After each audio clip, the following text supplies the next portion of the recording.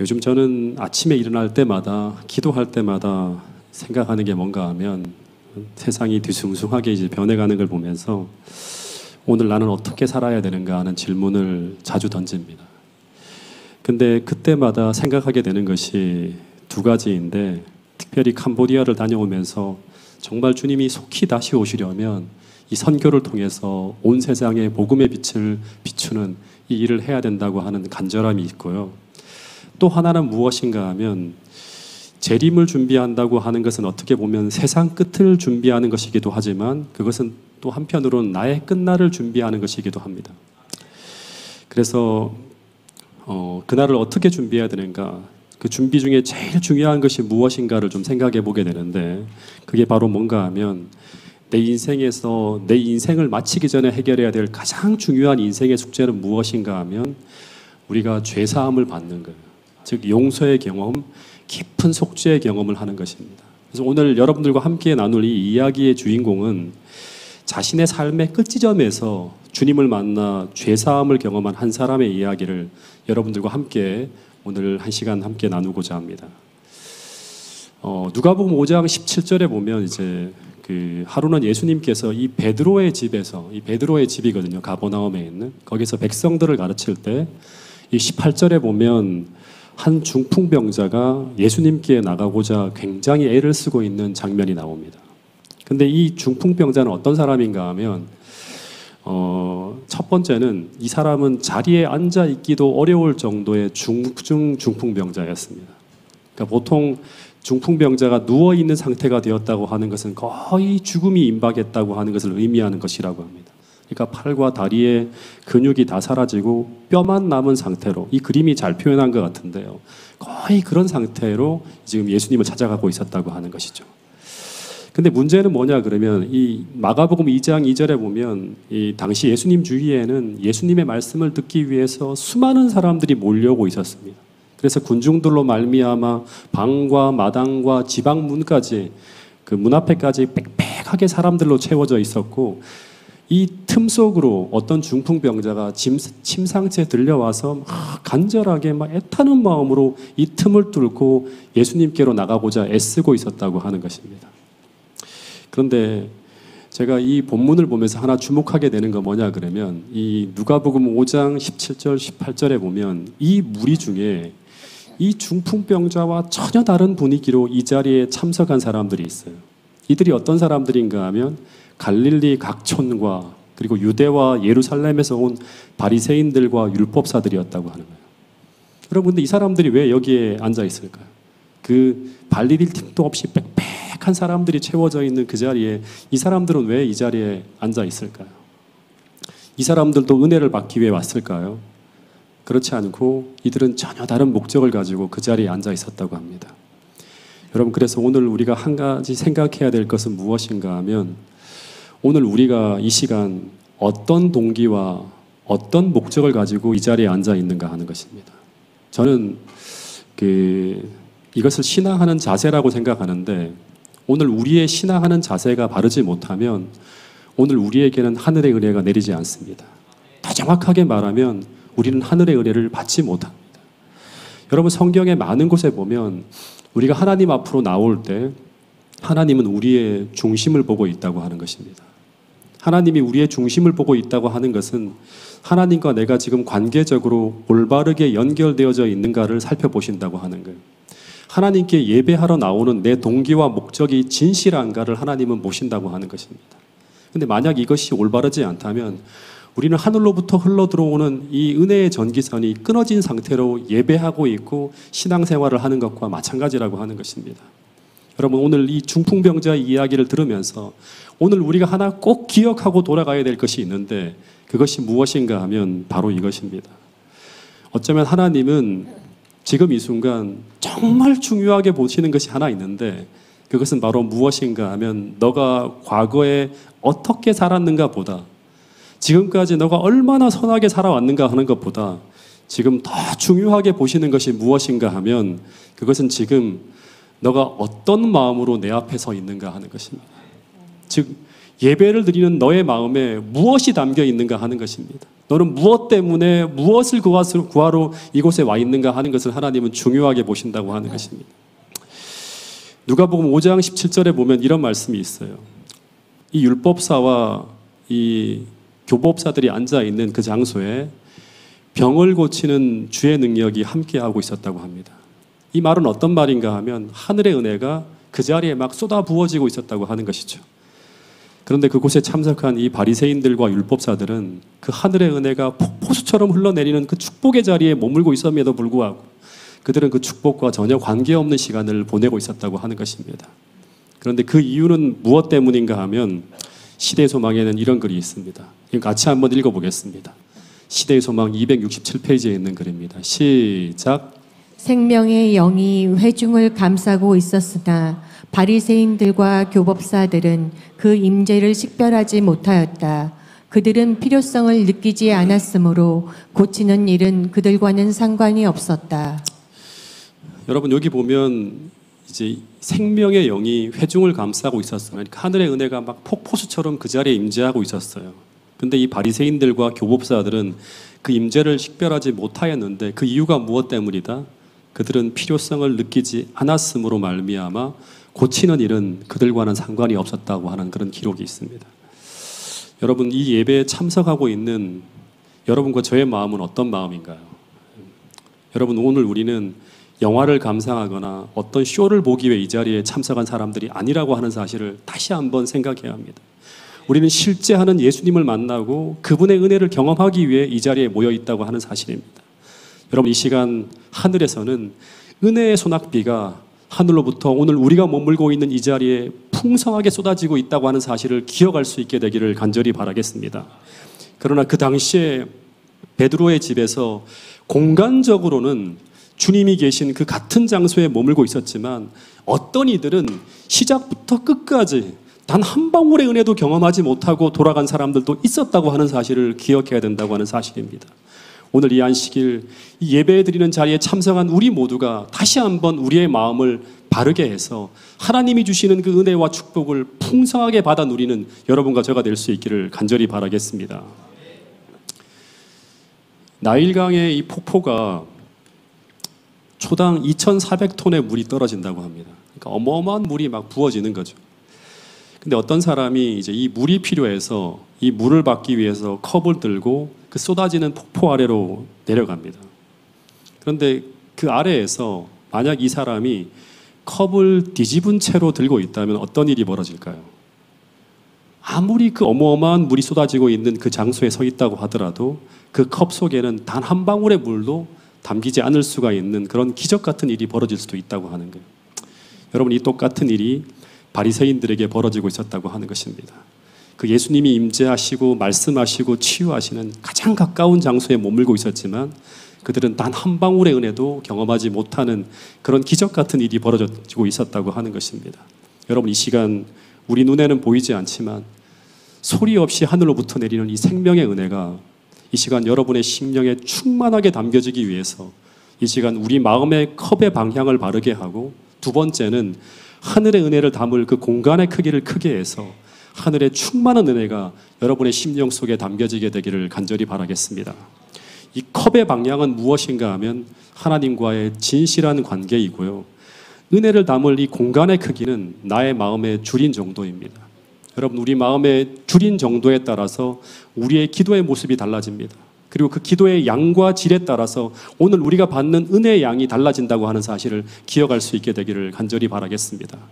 그래서 오늘 이 시간 이 자리에 참석한 우리 마음이 줄인 심령이 아니라 부유한 심령으로 이 자리에 앉아 있다면 여러분은 아무것도 받지 못하고 돌아갈 것입니다.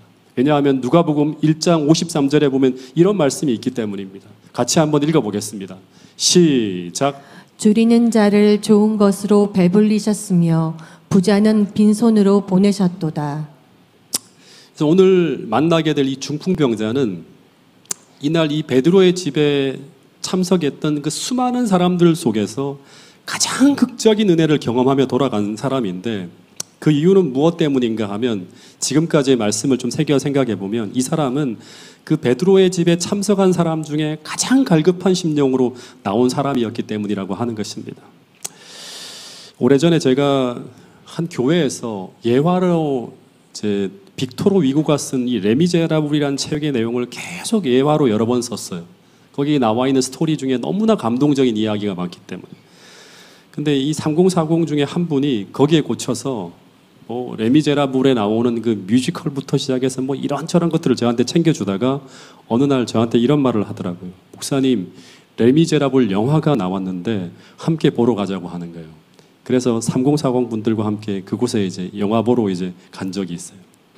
근데 이 뮤지컬 영화는 이 메시지가 노래를 통해 막 전달되어지는 거예요. 근데 어떤 사람은 이게 무슨 대사를 그냥 대사를 하면 되는데 왜 노래로 대사를 하는지 모르겠다고 하면서 두 번 다시 이런 영화 못 보겠다고 하는, 답답해서 못 보겠다고 하면서 그냥 이제 나온 사람이 있는가 하면, 또 어떤 사람은 이 영화의 시작과 동시에 울기 시작해서요, 영화가 끝날 때까지 엉엉 울면서 영화를 보는 내내 감동에 푹 빠져서 본 사람도 있었어요.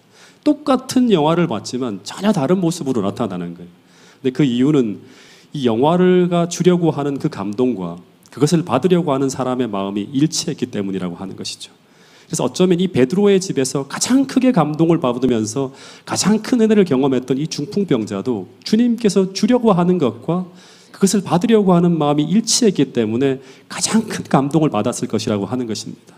여러분, 또다시 말하지만 이 자리에 참석한 우리 모두도 주님이 주시려고 하는 그 축복과 그것을 받으려고 하는 우리 마음이 하나로 일치되어 있다면 우리는 가장 큰 축복을 받고 누리고 돌아갈 수 있는 여러분과 저가 될 수 있다고 하는 사실입니다. 꼭 그렇게 되기 위해서 우리의 마음을 주님께로 향해서 조정할 수 있는 여러분과 저가 될 수 있기를 간절히 바라겠습니다. 또 하나 이제 이 스토리를 속에서 이 중풍병자에게 하나 좀 우리가 주목해야 될 것은 무엇인가 하면 이 사람은 그 마을에서 자타가 공인하는 악인이었다고 하는 것입니다.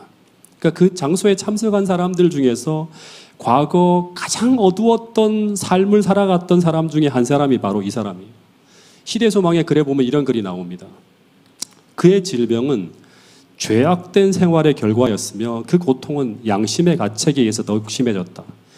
그는 정신적인 고민과 육체적인 고통에서 벗어나기를 바라면서 이미 오래전에 바리새인들과 의원들에게 애원했는데 그런데 그들은 냉정하게 대했다고 합니다. 왜냐하면 이 사람은 악하게 살아왔기 때문에 당연히 받아야 될 형벌을 받고 있다고 하는 거예요.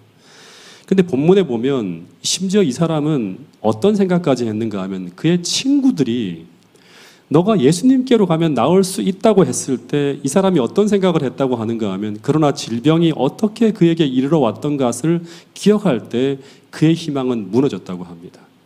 그는 순결하신 의원께서 당신 앞에 나가는 것을 용납하지 않으실까 봐 두려워했다고 할 정도로 이 사람의 과거 행적은 그를 절망적이게 만들 만큼 악했다고 하는 거예요. 그래서 우리가 이 중풍병자를 생각할 때 이 본문 속에 나와 있는 이야기를 이해할 때 하나 더 기억해야 될 것은 무엇인가 하면 이 사람이 원래 충분히 선한 사람이어서 구원을 받았다고 이 사람을 미화해서 생각해서는 안 된다고 하는 거예요. 이 사람은 선한 사람이 아니었습니다. 그래서 상상해 보건대 이 사람은 과거에 바람둥이였거나 노름꾼이었거나 깡패였거나 도둑이었거나 뭐 그런 사람 중에 한 사람이라고 생각하면 돼요. 그래서 이 바리새인들이 이 중풍병자가 그를 찾아와서 도움을 요청했을 때 그를 매정하게 대했다고 하는데 그 이유는 바로 너는 그런 삶을 살았기 때문에 이런 형벌을 받아야 돼라고 이렇게 대했다고 하는 것이죠. 그런데 여러분, 오늘 우리는 이 바리새인들과 다르게 이런 분들을 대할 수 있을까요? 이 바리새인들은 그 당시 종교인으로서 특별히 나쁜 사람들이 아니었다고 하는 사실을 잊어서는 안 됩니다. 이 바리새인들은 그 당시 종교인들의 보편적인 생각을 하며 살아왔던 사람들이에요. 마찬가지로 오늘 우리가 주님이 주신 마음이 아니라 단지 오늘 이 시대의 보편적인 종교인들과 똑같은 수준의 윤리관이나 도덕관을 가지고 이 시대의 흐름을 따라 살아간다면 우리는 바리새인과 똑같은 신앙인의 모습으로 살아갈 수 있다고 하는 것을 명심해야 됩니다. 제가 군에 있을 때 저보다 한참 고참이 있었는데 근데 이 사람은 말만 하면 어떤 얘기가 나오는가 하면 음란한 이야기가 나와요. 그리고 말만 하면 쌍욕이 나오는 사람이라서 제가 같이 있기가 너무나 불편한 그런 사람이었어요. 근데 가끔 이 사람의 말을 들어보면 야, 이 사람의 머릿속에는 온통 음란하고 더러운 것들 뿐인 것처럼 보이는 거예요. 왜냐 그러면 끝까지 10마디를 하면 10마디 속에 9마디가 다 그런 얘기예요. 그래서 근데 이 사람이 어떻게 제대 말년쯤 돼가지고 저에게 관심이 있어갖고 저를 자꾸 불러서 신앙 이야기를 해달라고 하는 거예요. 이제 마음이 좀 이렇게 제대할 때쯤 되니까 마음이 불편한지. 그래서 좀 만남이 잦아지다가 점점 더 그 시간이 잦아지다가 나중에 어떤 일이 벌어지는가 하면 훈련을 나가면요. 제가 다른 텐트에 머물고 있으면 저를 이제 텐트를 바꿔요. 예, 고위병 내 텐트로 들어오고 너 절로 가라고 하면서 그래서 저를 옆에 놓고 잠도 안 재우고 밤늦은 시간까지 계속 성경 이야기를 듣는 거예요. 그러다 언제부터인가 이 사람이 성경을 휴대해 다니면서 그걸 매일 읽고 저녁만 되면 저한테 궁금한 것을 저에게 물어보는 거예요. 구원은 어떻게 받느냐는 등 하나님은 어떤 분이냐는 등 심지어 재림의 징조에 대해서 알려달라고 하면서 꼬치꼬치 누가복음 24장의 이야기를 지금도 기억하는데 그걸 반복해서 이야기하면 저한테 계속 물어보는 거예요. 그러다 어느 날 제게 이런 말을 하는 거예요. 지나가는 말인지 진짜 말이었는지 솔직히 정확하게 모르겠는데 이 친구가 저한테 그러는 거예요. 나도 너가 다니는 교회 좀 나가면 안 되겠냐고 하는 거예요. 근데 그 순간 제가 기뻤을까요? 제가 신앙한 지 1년밖에 안 돼서 그런지 모르지만 그때 갑자기 제가 느끼는 건데 가슴이 철렁 내려앉는 거예요. 제가 하는 이야기를 듣는 것까지는 좋은데 갑자기 이 친구가 제가 다니는 교회까지 나온다고 하니까 순간 내키지가 않는 거예요. 왜냐하면 이 친구가 여전히 부대에 사용하는 말을 보면 너무나 음란하고 혹시 교회에 와서 평소에 하는 그런 거친 말고 악한 이야기를 하면 어떡하나, 그리고 교회에 물을 흐려놓으면 어떡하나, 막 이런 어떤 고민, 염려가 되는 거예요. 근데 여러분, 우리도 이런 생각을 할 수 있을까요? 주님이 오늘 우리에게 이런 말씀을 하시는 거예요. 그분이 이 땅에 오신 이유는 바로 이런 사람 때문이라고. 이런 사람을 구원하기 위해서, 이런 사람을 변화시키기 위해서 주님이 이 땅에 오셨다고 하는 거고, 교회가 해야 될 역할은 바로 이 역할이라고 하는 거예요. 그래서 주님께서 당시 바리새인들에게 이 이야기가 끝나고 난 다음에 나오는 얘기인데요, 이런 말씀을 하셨어요. 같이 한번 읽어보겠습니다. 누가복음 5장 30절부터 32절 말씀입니다. 시작. 바리새인과 그들의 서기관들이 그 제자들을 비방하여 이르되 너희가 어찌하여 세리와 죄인과 함께 먹고 마시느냐. 예수께서 대답하여 이르시되 건강한 자에게는 의사가 쓸데없고 병든 자에게라야 쓸데있나니 내가 의인을 부르러 온 것이 아니요 죄인을 불러 회개시키러 왔노라. 여러분, 이 말씀을 들으면 제가 하나 생각하게 되는 게 뭐냐 그러면 누가복음 18장에 보면 세리의 기도와 바리새인의 기도가 나오는데 이 두 사람이 모두 성전에 들어가서 기도하러 들어갑니다. 은혜를 받기 위해 들어가는 거예요. 근데 한 사람의 기도 속에는 은혜의 폭포수가 쏟아지고 있었고, 반대로 한 사람은 전혀 하늘과 관계없는 예배를 드리고 나옵니다. 그런데 은혜가 부어지는 예배의 특징은 바로 뭔가 하면 이 세리의 기도가 있는데, 세리가 어떻게 기도하죠? 감히 눈을 들어 하늘을 쳐다보지 못하고 가슴을 치면서 하나님이여 나를 불쌍히 여겨줘서 나는 죄인이로소이다 하는 이런 마음을 가지고 하나님을 찾고 구하고 나가고 있었다고 하는 것입니다. 근데 주님은 산상수훈을 통해서 뭐라고 말씀하시는가 하면 그 첫 번째 복이 바로 뭐죠? 이런 가난한 마음을 가지고 주님을 찾는 모든 사람들에게 천국이 저희 것이라고 축복을 선언했어요. 즉 하늘의 모든 부요함으로 그들을 채워주시고 축복해 주시겠다고 약속하고 있는 것입니다. 그런데 이 약속이 오늘 모든 성도들이 받을 수 있는 그런 축복이 될 수 있기를 간절히 바라겠습니다. 어쨌든 이 사람이 이제 친구의 도움으로 침상채로 예수님이 계신 근처까지 운반되어져 옵니다. 근데 사람이 너무나 많은 거예요. 몇 번이고 침상채로 군중을 헤치고 들어가려고 해도 군중을 뚫을 수가 없는 거예요.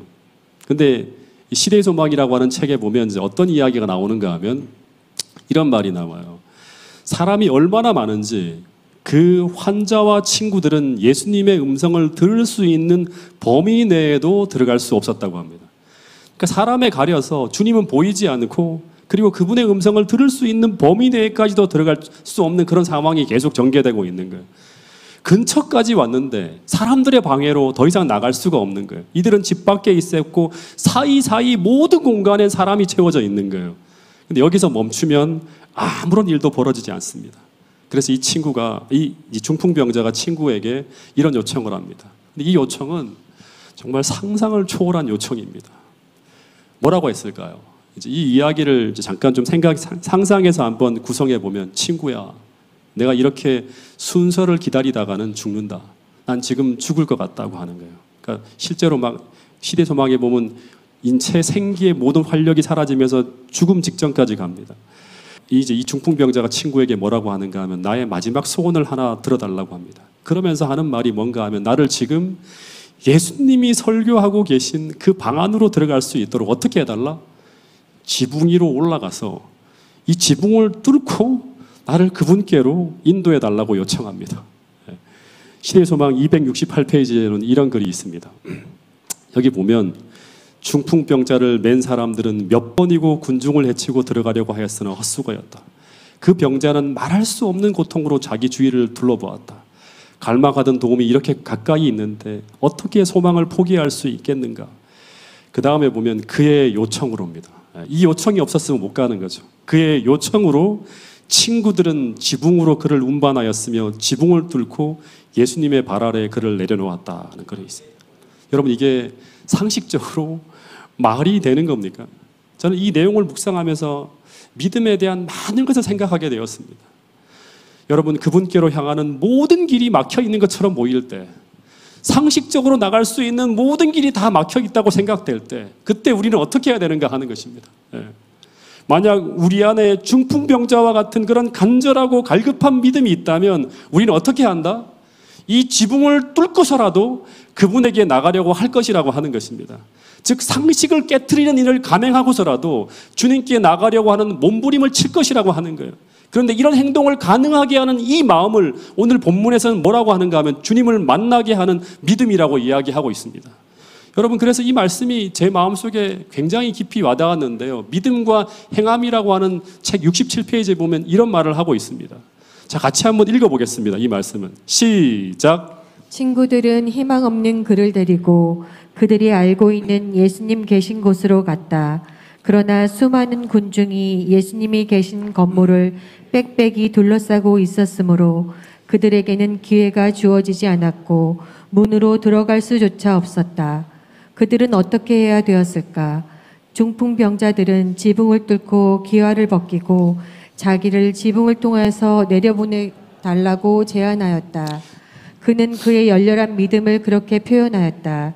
그들은 그렇게 하였고 그는 예수님께서 그를 바라볼 수 있는 바로 앞에까지 이르렀다. 그는 그의 열렬한 믿음을 어떻게 했다? 이렇게 표현하였다고 하는 거예요. 그들은 그렇게 하였고 그는 예수님께서 그를 바라볼 수 있는 바로 그 앞까지 이르게 되었다고 하는 것입니다.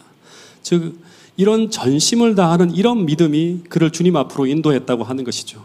근데 여러분, 중풍병자만이 아니라 오늘 여러분과 저에게도 이런 믿음을 가지고 당신을 찾고 두드리고 구하는 모든 사람들에게 주님께서는 반드시 어떻게 하신다? 축복해 주신다고 하는 약속의 말씀이 있어요. 그게 바로 누가복음 11장 9절부터 10절에 있는 말씀인데 이런 약속이 있죠. 내가 또 너희에게 이르노니 구하라. 그러면 너희에게 주실 것이요. 찾으라. 그러면 찾아낼 것이요. 문을 두드리라. 그러면 너희에게 열릴 것이니 구하는 이마다 받을 것이요. 찾는 이가 찾아낼 것이요. 두드리는 이에게 열릴 것이니라는 말씀이 있습니다. 여러분, 세상은요, 우리가 죄를 지은 후부터 지금까지 우리가 주님께로 나가기 쉬운 때는 단 한 번도 없었다고 하는 사실을 기억해야 됩니다. 사단은 온갖 편견과 사회적 장애물과 어려움들로 주님께로 향하는 모든 길목마다 장애를 깔아놓아서 어떻게든 주님께로 나가는 것이 어렵게 만들고 결국 주님 앞으로 나가는 것을 포기하게 만들려고 하는 것이 사단의 전략이라고 하는 것입니다. 여러분, 그래서 어느 시대나 예수님을 만나는 사람들은 어떤 마음을 가지고 나가야 되는가 하면 온 마음을 다해 주님께로 나가는 사람들이 주님을 만나게 된다고 하는 것입니다. 여러분, 중풍병자처럼 내 눈에는 주님께로 향하는 모든 길이 다 막혀 있다고 있는 것처럼 보인다 할지라도 그 지붕을 뚫고서라도 주님께 나가고자 하는 이런 마음을 가지고 주님께로 향하여 나가는 그런 사람들이 모든 성도들이 될 수 있기를 간절히 바라겠습니다. 예레미야 29장 13절 말씀을 같이 한번 읽겠습니다. 시작. 너희가 온 마음으로 나를 구하면 나를 찾을 것이요 나를 만나리라. 이 말을 듣고 이제 이 친구들이 어떻게 하는가 하면 이대로 놔뒀다가는 이 친구가 죽을 것 같아서 어떻게 이제 예수님께로 이제 인도하기 위해서 지붕 위로 올라갑니다. 근데 지붕을 뚫기 위해서 지붕 위에 있는 구조물들을 막 뜯어내기 시작했죠. 했겠죠. 근데 대체적으로 이제 당시의 과학을 보면 기와를 깔아 지붕을 덮었다고 합니다. 근데 그 밑에서는 지금 어떤 일이 진행되고 있다? 예수님의 설교가 쭉 진행되고 있는 거예요. 근데 갑자기 지붕 위에 막 붕괴되어지는 소리가 들립니다. 쿵쿵 쾅쾅 하더니 갑자기 우지직 하는 소리가 들려오면서 예수님의 설교가 중단되어지면서 사람들이 전부 다 당황해하면서 지붕 위에서 무슨 일이 벌어지는가 하면서 쳐다봤을 거예요. 근데 갑자기 위에서 먼지가 퍽 하며 쏟아지더니 뿌연 먼지가 내려가고 천정 위로 빛이 비치더니 한 침상이 줄을 따라 쭉 내려오는 거예요. 근데 그 침상 위에는 누가 있는가 하면 다 죽어가는 중풍병자가 놓여져 있었습니다. 여러분, 이 장면을 한번 상상해 보세요. 이것은 무례해도 보통 무례한 일이 아닌 것입니다. 아마 모인 대부분의 사람들은 해도 너무하다는 생각하면서 아주 불쾌한 표정으로 이 사람을 쳐다보았을 거예요. 그는 온갖 비난을 다 받을 각오를 하고 이 일을 감행한 거예요. 더욱 가관인 것은 뭔가 하면 이 침상에 놓여있는 사람을 보니까 이 사람은 다름 아닌 과거가 정말 엉망진창인 사람, 온 동네 사람들이 이 사람의 질병을 보고 고소하다고 이야기할 정도로 악했던 그런 중풍병자였다고 하는 것입니다.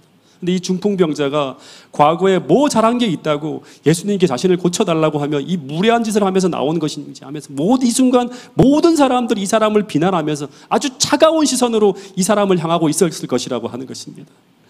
근데 이 중풍병자는 한마디의 말도 못하고 오직 주님을 간절한 마음으로 쳐다볼 뿐이었다고 합니다.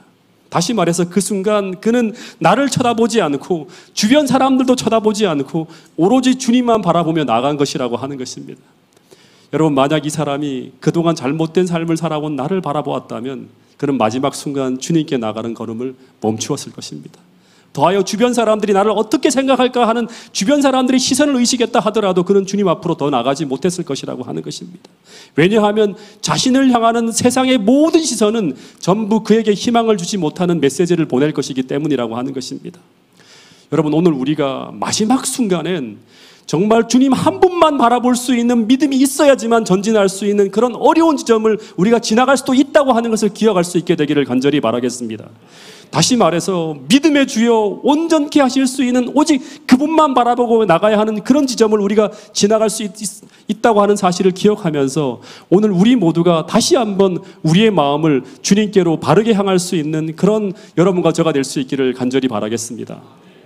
이제 이 중풍병자가 이런 비난을 들으면서까지 이런 무모한 행동을 하면서까지 이 주님 앞에 나가서 그가 정말 얻기를 바랬던 간절한 소원이 무엇일까 한번 생각해 보았습니다. 이 사람이 정말 주님을 만나서 그분에게서 정말 듣고 싶었던 이야기가 무엇일까요? 정말 제게 감동을 주는 것은 이것이었습니다. 이 사람은 어쩌면 저보다 더 하늘에 가까운 사람이었을지 모르겠다는 생각이 들었습니다. 여러분, 이 중풍병자가 정말 원했던 것은 무엇인가 하면 주님 원하시면 저를 치료해 주세요, 저를 고쳐주세요, 이런 것이 아니었습니다. 여러분, 이 시대의 소망에 보면 이 사람이 정말 주님께 듣고 싶어 했던 이야기는 뭔가 하면 주님께서 얘야, 나는 너를 용서한다. 너는 용서받은 사람이야. 너의 과거의 모든 죄는 깨끗해졌어 하는 이런 이야기였다고 하는 것입니다. 그가 주님 앞에 나갈 때 그가 정말 바란 것은 육체적 회복보다는 죄짐에서 해방되는 것이었다. 그가 만일 예수님을 보고 용서와 하늘의 평강의 보증을 받을 수만 있다면 그는 하나님의 뜻을 따라 살든지 죽든지 만족할 수 있었다라고 적혀 있어요. 여러분, 이것이 바로 재림 준비이고 이것이 바로 오늘 우리 삶이 영원으로 이어지기 위해 우리가 이 땅에서 반드시 해결해야 될 가장 중요한 인생의 숙제라고 하는 사실을 우리 모두가 기억할 수 있게 되기를 간절히 바라겠습니다. 여러분, 오늘 우리 심령의 밑바닥에서 우리가 진정으로 바라는 것은 무엇인가 하면 죄사함이에요. 이것이 있어야지만 우리는 주님을 만날 수 있다고 하는 사실입니다. 이것이 있어야지만 우리는 우리 인생의 위기의 순간에 하나님을 붙들 수 있다고 하는 것입니다. 이것이 있어야지만 우리는 주께서 오시는 그날 우리는 주님 앞에 온전히 설 수 있다고 하는 사실을 명심할 수 있게 되기를 간절히 바라겠습니다. 주님이 이 중풍병자가 집에서부터 주님 앞에 나오기까지 끊임없이 이 중풍병자의 마음에 이 간절함이 일어나도록 끊임없이 역사하시고 도우셨다고 하는 기록이 있습니다. 그래서 그는 세리처럼 감히 하늘을 우러러 바라보지도 못하고 가슴을 치면서 주여, 저는 죄인이로소이다, 주님 용서해 주세요 하는 이 갈망을 가지고 주님 앞으로 나가고 있었다고 하는 것입니다. 여러분, 그래서 주님은 이 사람을 만나자마자 가장 먼저 말씀하신 것이 무엇인가 하면 어떤 말씀을 하셨죠? 소자야 안심하라, 내가 죄 사함을 받았다는 말씀을 하셨다고 하는 것입니다. 근데 이 말은 어떤 말인가 하면 이제 너는 나의 백성으로 간합되었다고 하는 말과 같은 것입니다. 근데 중풍병자가 이 이야기를 들었을 때 이제 어떤 기록이 있는가 하면 이런 말씀이 있어요. 그는 더 이상 요청도 하지 않고, 다시 말하면 저의 몸도 고쳐주세요 하지 않고 그냥 행복한 침묵 속에 그냥 누워 있었다고 하는 기록이 나옵니다. 말로 표현하기에는 너무나 행복하였다. 하늘의 빛이 그의 용모를 비쳤으며 사람들은 두려운 마음으로 이 광경을 목격하였다 하는 거예요. 여러분, 이 중풍병자가 경험한 이 용서의 기쁨을 경험해 보신 적이 여러분 혹시 있습니까? 내가 지은 모든 죄가 다 사해지고 그 죄사함을 받은 마음에 임한 주님의 임재로 말미암는 그 행복과 기쁨, 당시 이 중풍병자는 그 자리에 죽어도 여한이 없을 정도로 행복하였다고 하는 것입니다. 여러분, 모든 성도들의 마음에도 이 중풍병자에게 임한 이 동일한 기쁨이 우리 모두에게 임할 수 있게 되기를 간절히 바라겠습니다. 이 광경을 보고도 이 바리새인들은 속으로 어떤 생각을 하는가 하면 이제 건수 하나 잡았다는 생각을 합니다. 그래서 이들이 마음속으로 이르기를 뭐라고 하는가 하면 오직 하나님 한 분 외에는 누가 죄를 능히 사할 수 있겠는가 하면서 이 예수를 참남된 말을 했다고 마음속으로 생각했다고 합니다. 근데 주님께서 이런 바리새인들의 이런 생각을 아시고 이런 말씀을 하셨어요. 이 말씀은 같이 한번 읽어보겠습니다. 누가복음 5장 23절 24절에 있는 말씀입니다. 시작. 네 죄 사함을 받았느니라 하는 말과 일어나 걸어가라 하는 말이 어느 것이 쉽겠느냐. 그러나 인자가 땅에서 죄를 사하는 권세가 있는 줄을 너희로 알게 하리라 하시고. 여러분, 이게 무슨 말인가 하면 이 사람이 정말 하늘로부터 죄사함을 받았으면 그 죄사함을 받은 증거가 육체를 치유하는 모습으로 나타날 것이라고 하는 말도 돼요, 이 말이. 근데 실제로 이때 예수님의 명령을 받아서 죄사함을 받으라고 하는 다음에 어떤 일이 벌어지는가 하면 이 중풍병자가 벌떡 일어납니다. 그리고 그가 가지고 온 침상을 가지고 집으로 돌아갔다고 하는 기록이 나옵니다. 영적 치료 다음에 무슨 치료가 일어난다? 육적 치료가 뒤이어 일어난다고 하는 것입니다. 그러자 모든 사람들이 하나님께 영광을 돌립니다. 아, 이 사람이 정말 죄사함을 받았구나 하면서. 여러분, 마찬가지로 주님은 역사의 마지막에 똑같은 일을 진행할 것입니다.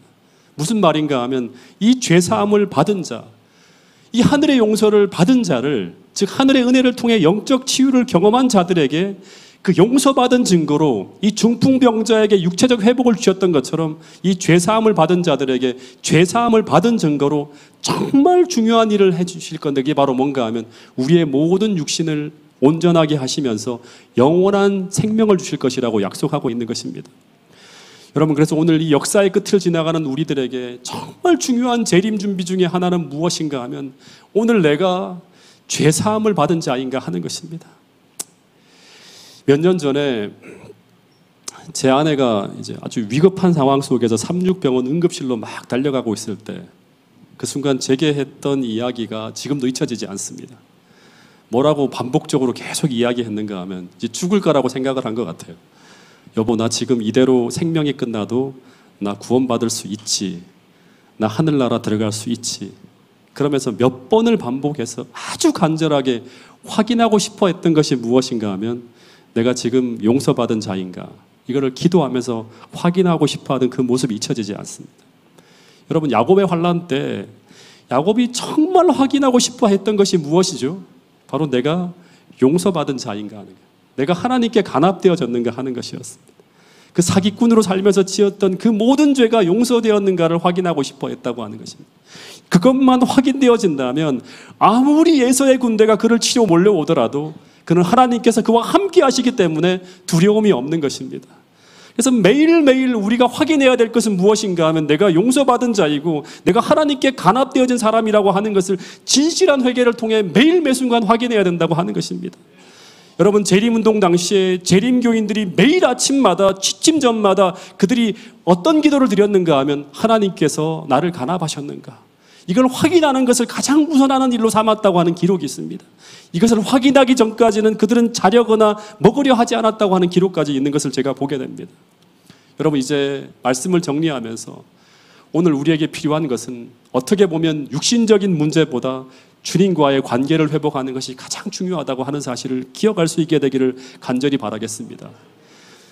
주님께서는 이 중풍병자 이야기를 통해서 주님이 정말 우리에게 주고 싶어하는 축복이 바로 무엇인가 하면 죄사함을 통해서 주님과의 관계를 바르게 하는 것, 이것이 하나님께서 오늘 이 이야기를 통해서 주려고 하고는 이야기의 핵심이라고 하는 사실입니다. 왜냐하면 우리가 육신적인 치유를 받는다 하더라도 우리는 언젠가는 또다시 죽음을 경험하게 될 것이라고 하는 사실을 주님은 아시기 때문입니다. 우리 육신은 또다시 쇠퇴할 것이고, 그리고 지금 있는 이 세상적인 문제가 해결되어진다 하더라도 우리가 하나 살아가는 세상에서는 또 다른 문제가 이르러 올 것이라고 하는 것입니다. 그래서 하나님은 이 모든 문제들을 통해서 오늘 우리 인생의 근본적인 문제를 보게 하시기를 바라신다고 하는 사실입니다. 여러분, 오늘 우리의 모두의 마음이 하나님이 주시려고 하는 그 은혜에 주려하고 목말라 하는 그런 마음으로 우리의 마음이 준비되어질 수 있게 되기를 간절히 바라겠습니다. 그리고 그것을 구함으로 말미암아 하나님께서 우리 모두에게 이 재림 준비의 가장 중요한 축복인 죄사함을 통해서 하나님과 우리가 하나가 되었고, 하나님께서 우리를 간합하신다고 하는 이 사실을 가지고, 이 믿음을 가지고 이 마지막 시대를 살아갈 수 있는 여러분과 저가 될 수 있기를 간절히 바라면서 오늘 말씀을 줄이도록 하겠습니다.